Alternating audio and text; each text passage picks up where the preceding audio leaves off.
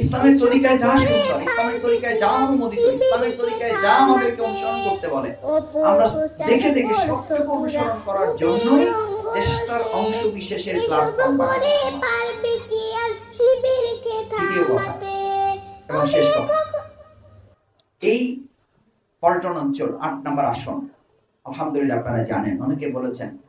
ইমাম খতিবগণ জামাত ইসলামী ঢাকা বিশ্ববিদ্যালয় আমাদের 34টা প্রতিষ্ঠান আছে সমাজ কল্যাণ ধর্মী। আলহামদুলিল্লাহ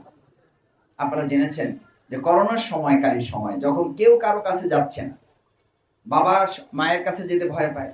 মা সন্তানের কাছে যেতে সাহস করে না, সন্তান বাবার কাছে বাবা মার কাছে যেতে সাহস করে না, তখন আমরা ফ্রি অ্যাম্বুলেন্স সার্ভিস দিয়েছি,